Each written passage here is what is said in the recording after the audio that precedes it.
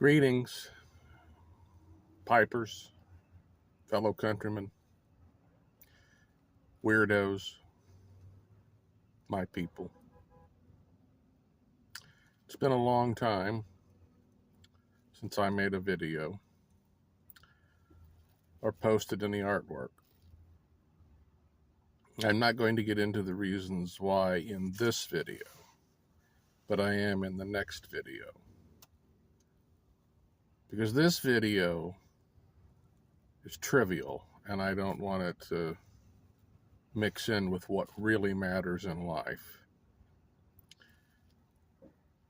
Everybody and their brother is talking about the McBaron-Sutliff STG situation. I'm calling on the Council of Tobacco Elders, and that doesn't mean you're old, that means you've been smoking a pipe for more than 30 years.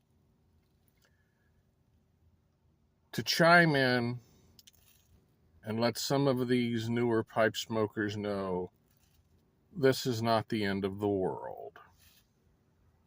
In fact, it's nothing more than a repeat of things that have always taken place in almost every business you can think of. No, scratch that, not almost every business, every industry you can think of.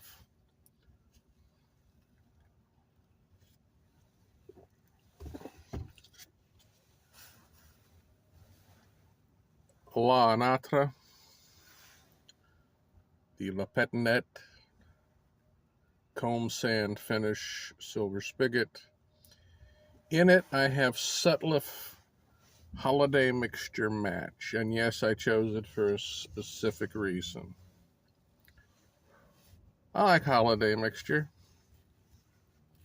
Holiday Mixture disappeared from the market a long time ago. It bit the dust. It went away. And it wasn't a little tiny company cowering in a corner. It was actually owned by a big company. Sutliff wound up resurrecting it as one of their matches that they did. I enjoy it. I mean, it's one of those classic old tobaccos that has a little bit of everything in it. Whatever the casing is very light. The topping, whatever flavoring, it's not much. You get the bit of the little bit of Latakia.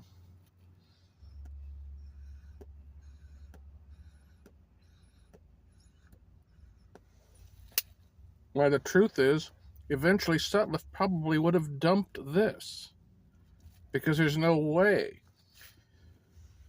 that it sells very big. How many people do you hear talking about their holiday mixture match? Go ahead, I'm waiting. How many?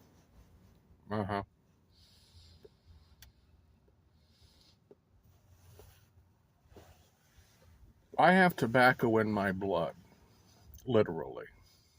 It's there. It's a passion. Going way back to that first King Edward El Perfecto when I was 8 years old.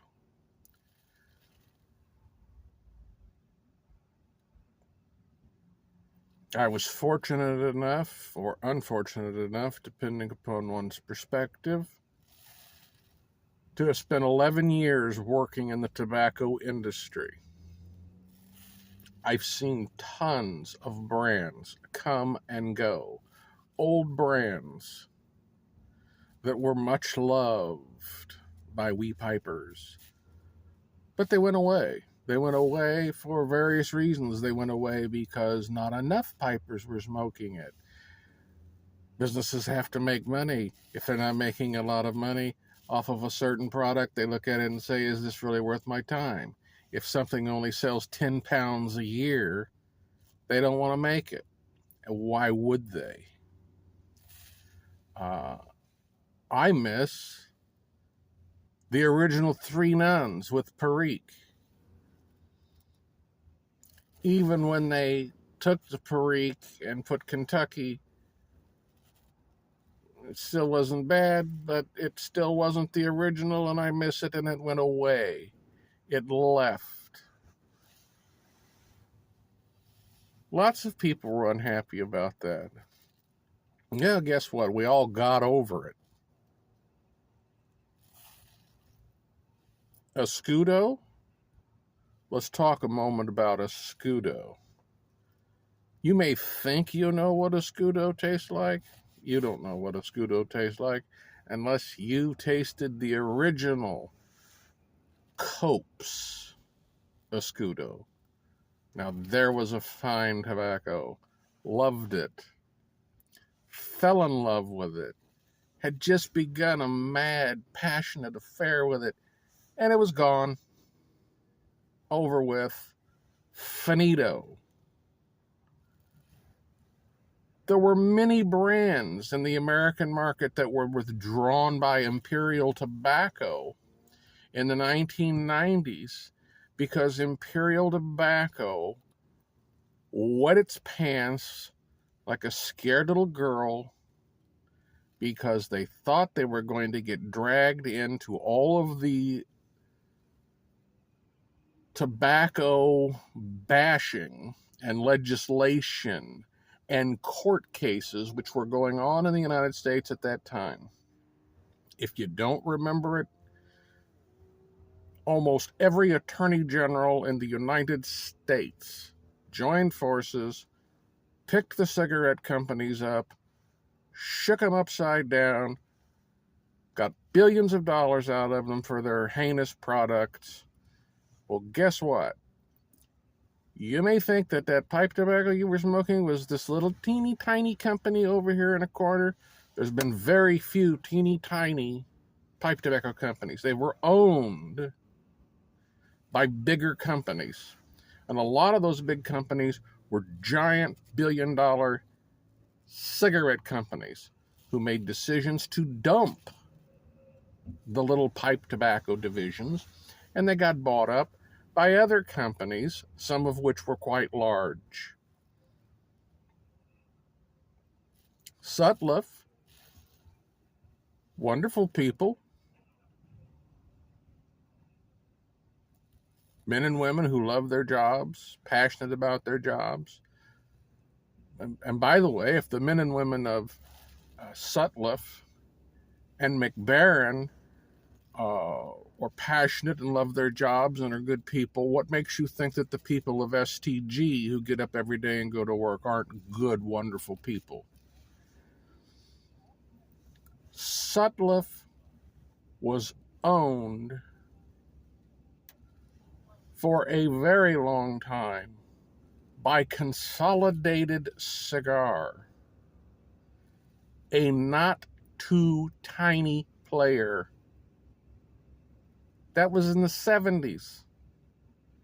Consolidated ultimately got bought out by Altadis, another behemoth.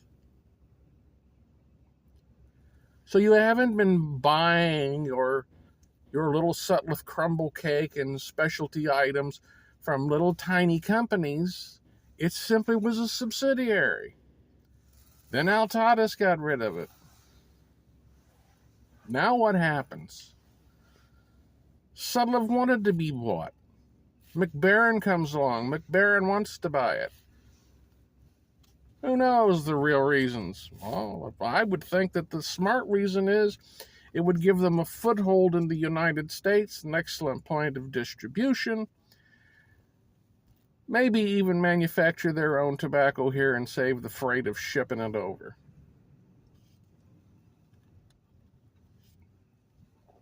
But McBaron wasn't just a tobacco company, now was it? No, it was not. The Halberg family owns hotels and resorts. And when Heinrich Halberg died, the guy who really loved tobacco was now no longer in the picture. So what are the surviving members of the Halberg family going to do? Are they going to go, oh, we love tobacco so much? No, they're going to say, what's profit? We want money. So they put themselves out there to be bought. And who has been the company all along that's been going out and buying? It's been STG. They have bought them. And frankly, in some instances, preserved them. Lane Limited, there hasn't been a Lane since Henry Lane died. Lane Limited got embroiled, or I should say in bed, with Rothman International, which was a huge cigarette conglomerate. They then were owned by R.J. Reynolds, another cigarette conglomerate. They then decided to get out of the pipe tobacco division. They wanted it gone. And what did they do? Oh, that's right. STG bought Lane Limited for $200 million. So guess what? R.J. Reynolds had 200 million reasons to sell. And Lane had been gutted severely at that point. And it wasn't until Leonard Wurtzel went to work for them as a brand manager that he began to bring back a number of old brands. Are all of them still there? Nope. If it's not selling at a certain quantity, they're going to get rid of it. I miss the old original Bingle slices. A beautiful, perfect little crumb cake. A true crumb cake. Just like Penzance is a crumb cake. Those little tiny rectangles in a little tiny rectangular tin that popped in your pocket so easily. But it went away because, as I said before, Imperial wet its pants and left the American market, and then it went away. It was the end of it. I miss the original Ashton Black Parrot and the original Ashton London Pebble Cut.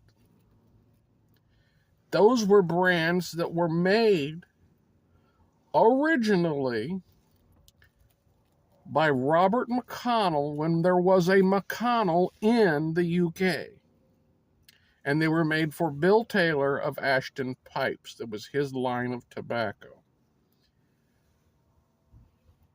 Well,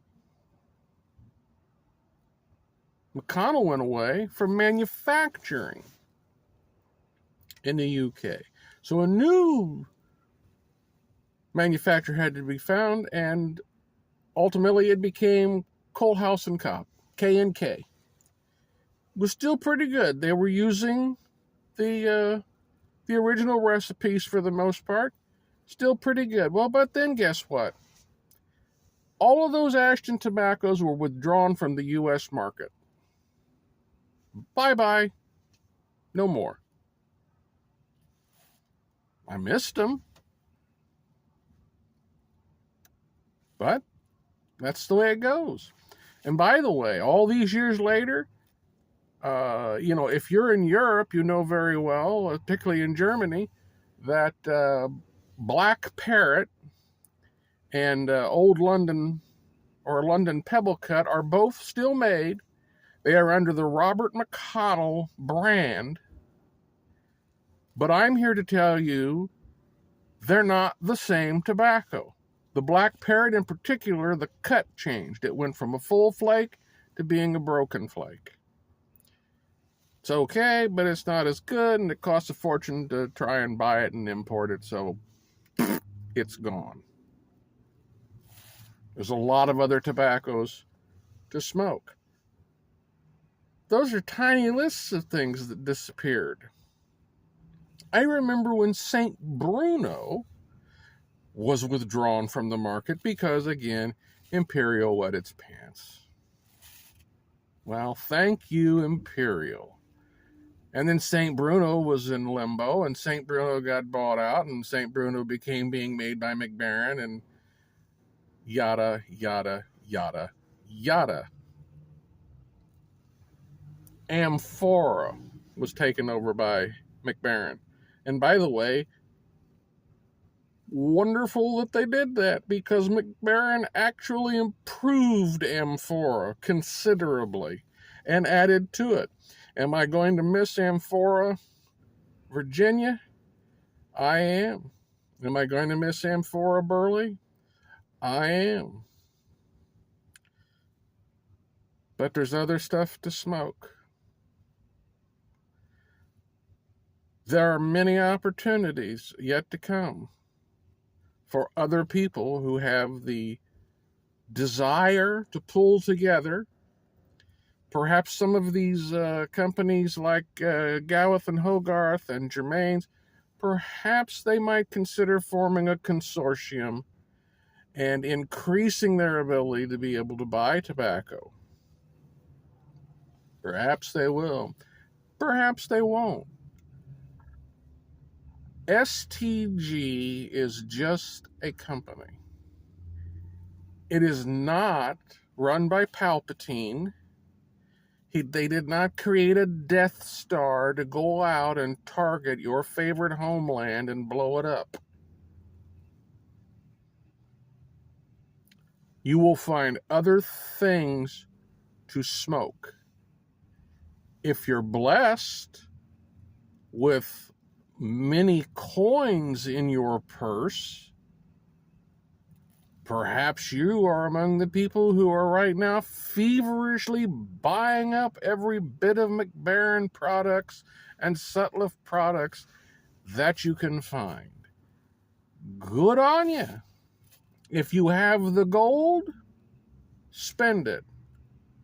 Because you must always remember that life amongst human beings is always controlled by the golden rule. He who has the gold rules. The rest of us are just out here trying to do the best we can to survive. There will be plenty of tobaccos to buy. Cornell and Diehl is still with us. Will they still remain with us? Will they get bought out? Will Sykes Wilford at smokingpipes.com, and no offense to Sykes, he's a great guy. He's done a lot for the business. But will Smoking Pipes and Laudisi reach a point where they're so big that they're very attractive and go, well, now's my time to cash out? Lou Rothman at JR Cigar did that. Altadis owns JR Cigar. I didn't hear the cigar smokers in this country and around the world raising all kinds of cane and going, oh, no, it's horrible, horrible. No.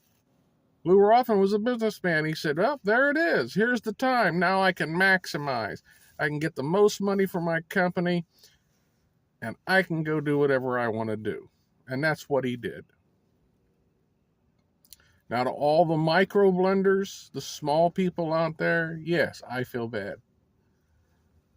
Watch City Cigars, Ernie Q, LJ Peretti, the Owl Pipe Shop, Uli's, Strauss, Ken Byron Ventures. There's a lot of Ken Byron Ventures products that I like. Will they go away? He doesn't know yet whether they will or not. I will have been grateful to have enjoyed them. If they go away, then they will go away. And we'll look for the next thing to smoke.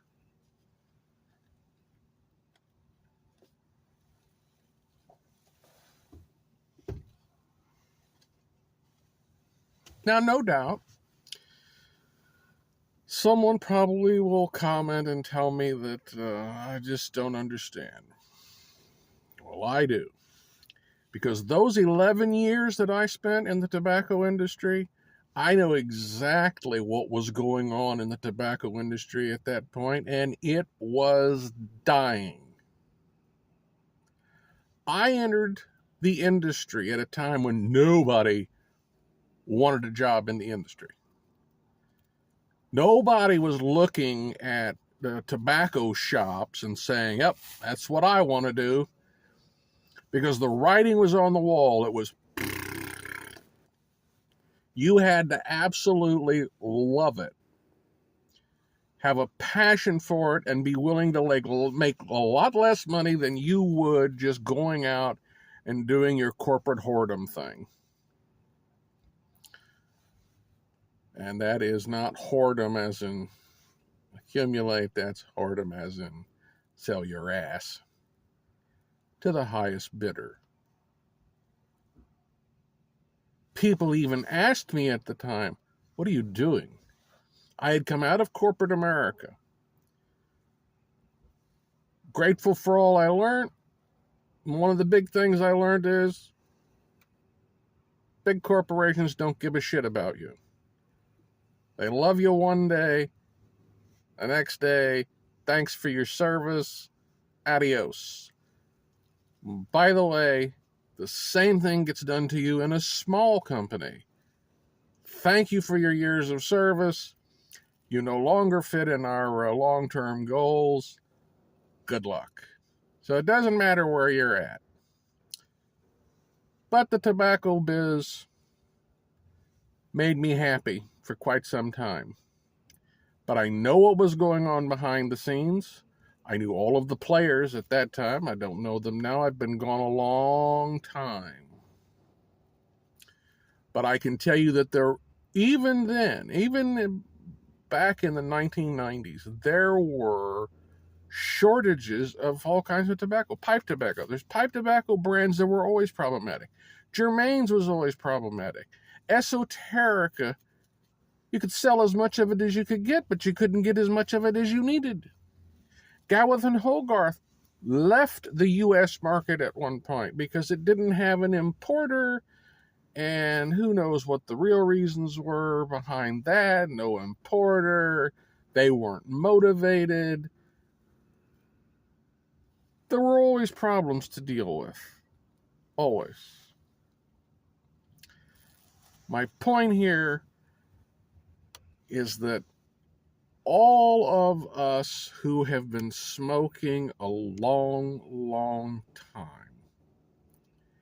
have faced the loss of our favorite blends. And for the record, I lost my number one favorite blend ever. My number one favorite pipe tobacco was McClelland's Beacon. Not Beacon Extra, Beacon. It was, to my taste, the perfect vapor. I smoked so many tins of that, I probably could have built a house with the tins. I don't have any of it left because I smoked it when I would get it. Who knew? I have a few tins of some McClellan's left that I still haven't smoked. I'm not saving it for anything in particular. I just haven't got around to smoking it. But the Beacon, that's gone. So, well, this is a long video, and I'm sure it's going to be warmly received as just the droppings of a curmudgeon. Or I guess that actually, that's that other guy, Curmudgeon Piper. But I think perspective is very important here. I really do. There are really important things in life. This isn't one of them. It truly, truly isn't. Take care.